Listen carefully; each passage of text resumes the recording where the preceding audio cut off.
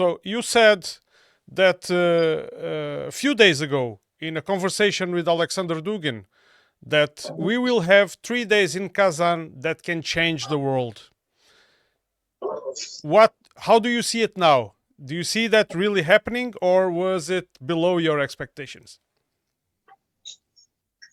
It's a good question because I have to say this even before Putin is going to address us all.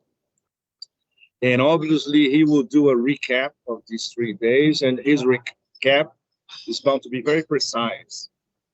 And I would say that he will even admit what was not achieved these 3 days. But what was already achieved is monstrous. Two items. Number one, the Kazan Declaration. Kazan Declaration is 43, 44 pages, talking literally about everything.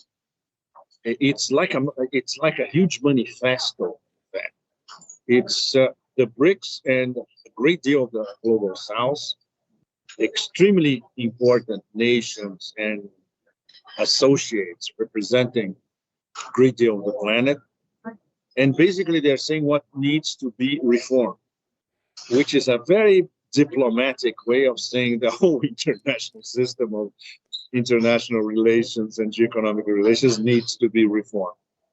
But considering that we have China as one of the prominent powers, you can see the Chinese hand in the final writing, in the final redaction. This has to be consensual. Very, very important. All BRICS decisions are consensual, and this poses a problem for BRICS in the short term and the medium term, because they'll have to come up with something different, probably an absolute majority, because some of these dossiers are extremely tricky, and it's going to be very hard to achieve consensus. Mm-hmm. But they, for instance, tackle directly the situation in Syria, Palestine, all the big geoeconomic issues, reform of the UN. It's all there. And the fact that they're going to deliver this document to the UN Security Council is already also in itself something big, because basically this is BRICS telling the UN, guys, you need to get your act together, because for the moment this is not working, and the majority of us, all of us and the ones we are representing here, agree that we need a major shakeup. So what's going to happen? This is going to be read by the Americans, the French, and the British, and they're going to dismiss it. They're going to laugh about it. They're going to say this is a collection of autocracies, this is a Putin holiday, whatever bullshit they'll come up with, and they won't take it seriously. Just like they didn't take seriously those famous letters sent by the Russians at the end of 2021 about indivisibility of security. And we know what happened next. Mm-hmm.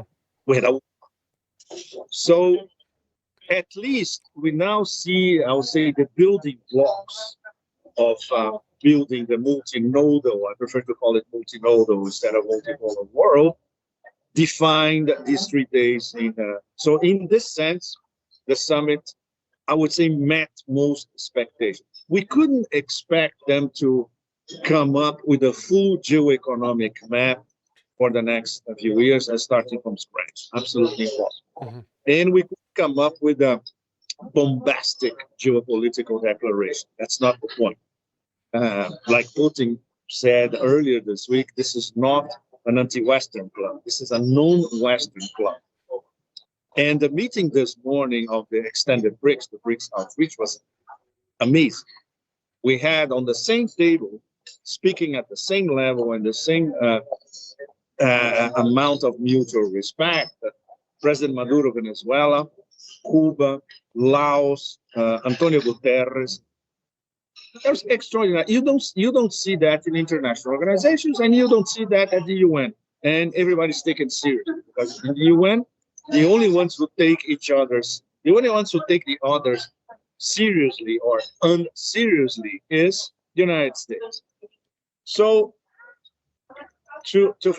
unfortunately, we need to go because Putin is down there. It's a scrum to get in. It's very complicated. But yes, on an Asian point of view, a very auspicious meeting, very important decisions. The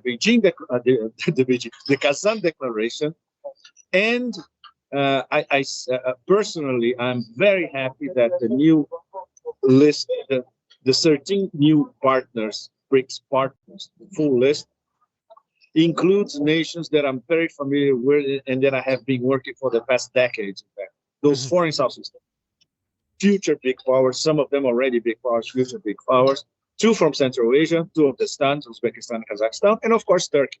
Where I'll be go after here, I'm back to Istanbul, for instance. Mhm. And ask them once again, is Erdogan really serious? Apparently, this time he is. Okay, so I finished with the Neo-Ottoman Sultan saying, yeah, guys, bye-bye NATO, let's rock and roll with the BRICS. Bye-bye. Yes. Bye bye, Pepe. I hope we have time, another opportunity to talk even after this venue. We will. We will. Thank you.